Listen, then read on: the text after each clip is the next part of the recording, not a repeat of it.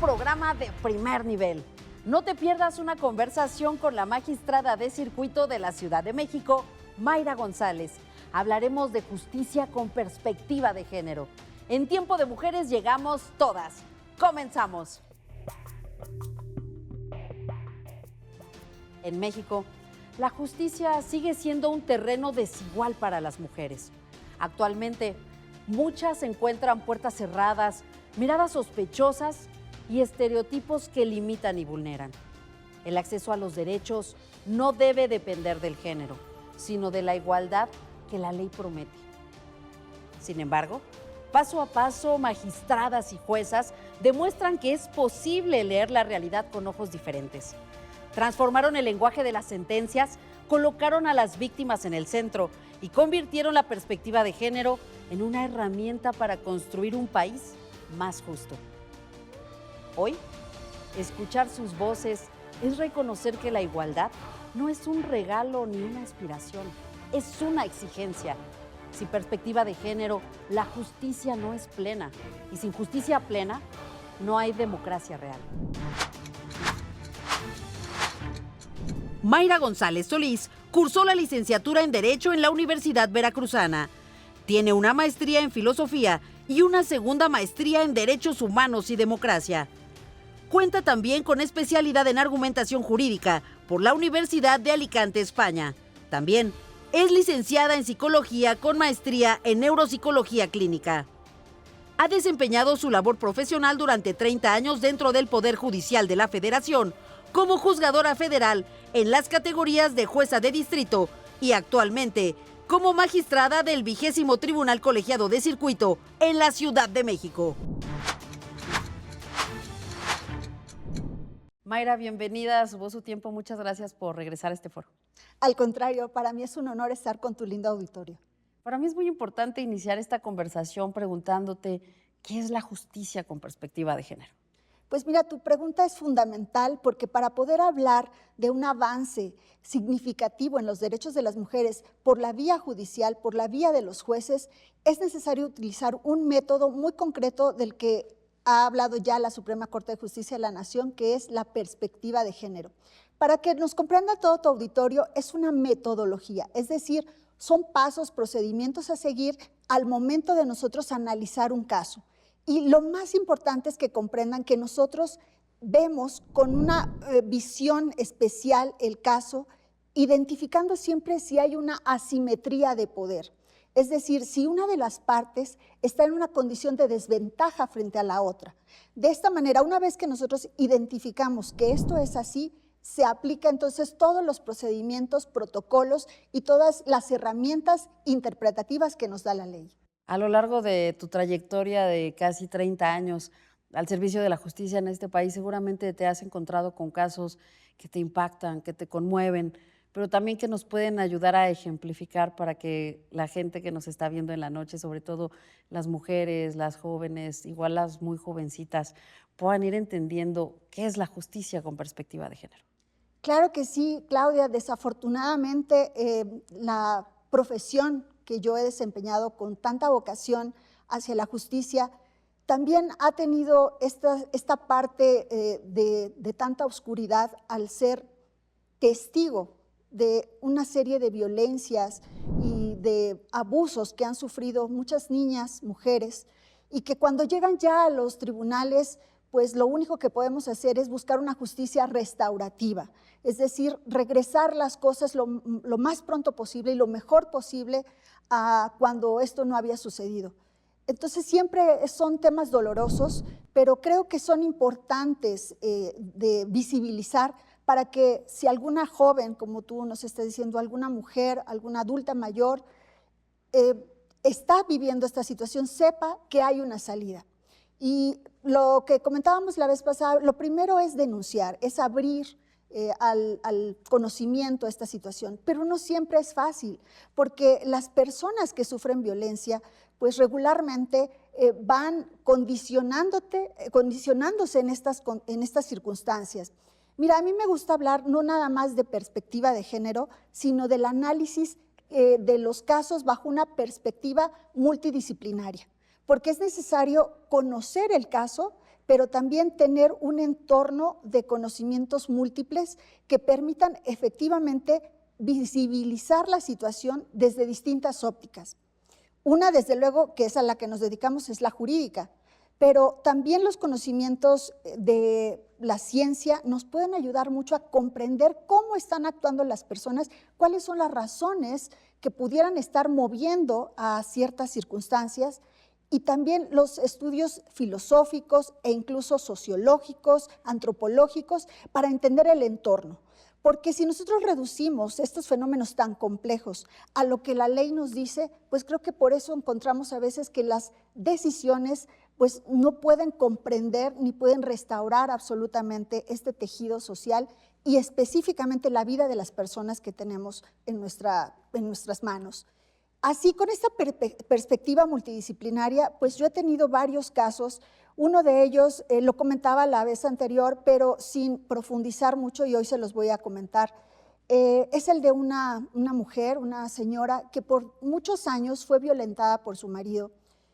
Básicamente era abusada sexualmente, violentada económicamente, porque ella no tenía recursos para salir adelante, no tenía estudios, entonces dependía económicamente de él. Aquí está el primer foco que nos llama la atención bajo una perspectiva de género, el decir, esta persona está en una asimetría de poder, porque el que tiene el poder económico es el Señor. El que tiene el poder de fuerza física es el Señor, que la sometía físicamente a sus maltratos y a sus abusos. Era tal el grado de abuso que a veces llegaba él en estado de ebriedad y la ponía a divertir a sus amigos, por decirlo de alguna manera. Y fueron muchos años en los que esta señora estuvo en estas condiciones, hasta que un día, en un ataque de ira, pues le da varias puñaladas al Señor. Este asunto llega con nosotros y desde luego que uno diría, pues hay una aceptación de que esto es algo que no podemos justificar. Sin embargo, la señora recibe una sanción que prácticamente es una cadena perpetua, es decir, de por vida quedaría encerrada. Y el sistema de justicia debe ver en estos casos si la señora actuó de esta manera tan dramática, tan trágica. ¿Quién la vio a ella antes de que esto sucediera? ¿Alguien vio su sufrimiento de tantos años sometida a esta relación tan dañina, tan tóxica, tan abusiva? En el tribunal nos dimos cuenta que no había pruebas suficientes para que pudiéramos nosotros evidenciar esta situación. Sí había algunos testimonios, había las declaraciones de ella y así había vestigios de esta violencia que había sufrido, pero nadie lo había tomado en cuenta. Y cuando hablo de una perspectiva multidisciplinaria es que nos ayuda a darnos cuenta que efectivamente las personas no nada más estamos sometidas a lo que es nuestro entorno y pasamos pues sin ninguna modificación en nuestras vidas, sino que precisamente tanto nuestro aspecto biológico como el entorno físico puede influir tanto en las estructuras cerebrales como también en la forma en la que nosotros funcionamos ante el mundo. Básicamente, cuando una mujer como ella está sometida a tanta violencia, hay alteraciones en el sistema límbico, que es la parte de las emociones, entonces está hiperreactiva, no sabe qué esperar de los demás, vive con miedo. También hay una afectación en la corteza prefrontal, lo que hace que no tenga una buena toma de decisiones, una planeación y, por supuesto, un bajo control inhibitorio, es decir, no se detiene, explota fácilmente, ¿no? No hay una parte racional que le dice detente, espera, porque ya está agotado, ya ha habido cambios estructurales en su cerebro. Finalmente también hay afectaciones en la memoria, en el hipocampo. Todas estas perspectivas biológicas inciden también en la conducta y nosotros, al haberlo visto y no tener propiamente los peritajes, que son lo más importante para demostrar esto, ordenamos que se realizaran concretamente en su persona y que se diagnosticara cuál era el ambiente en el que ella se había desarrollado. Esto sirvió a la postre para que tuviera una sentencia mucho más justa. No fuera liberada, desde luego, porque no es posible justificar, pero sí una sentencia acorde al daño que como víctima había sufrido y que a la postre la convirtió en una victimaria. Se nos está acabando el tiempo del programa, pero es muy impactante este caso y me gustaría saber si nos puedes poner un ejemplo más. de toda esta violencia y sobre todo de la justicia con perspectiva de género? En este caso que platicábamos, pues la persona era prácticamente victimaria, pero también tenemos los casos lamentables donde las mujeres son víctimas. Tuvimos otro caso también en el colegiado, en el cual una joven tenía una relación amorosa con un hombre mucho mayor que ella, 30 años mayor que ella. No les hago el cuento muy largo, la chica tenía también contacto vía telefónica con un joven más o menos de su edad.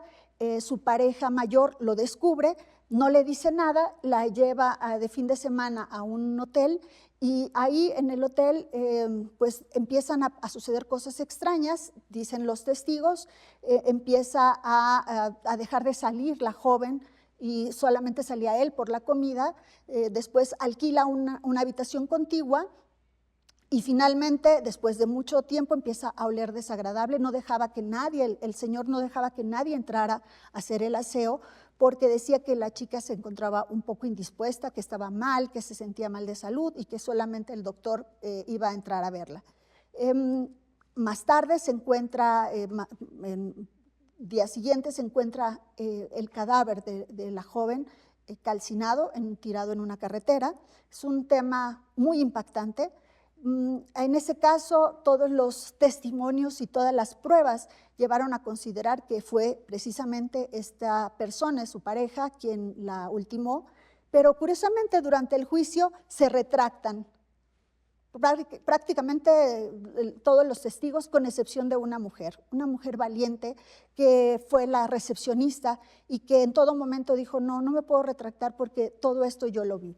Ahí, para poder nosotros sostener esta decisión de condena, fue necesario también aplicar la perspectiva de género, que es precisamente identificar estos rasgos de asimetría de poder entre la joven y su pareja, esta decisión de dominio que surge en este tipo de relaciones, en la cual el hombre posee a la mujer o cree que es de su posesión y por lo tanto al verse alterada la relación porque hay un tercero, entonces él sin hablar, sin dialogar, sin decir terminamos la relación, decide terminar con la vida de ella y por lo tanto nosotros utilizamos las herramientas metodológicas también que nos da la perspectiva de género, pero también hacemos un análisis concienzudo para poder concatenar todas las verdades que sí se conocían, los mensajes telefónicos, la relación que se tenía, los diversos testimonios y las pláticas que se sostienen con este señor y su familia para que finalmente fueron cómplices para ayudarle a sacar el cadáver y ultimarlo en la carretera.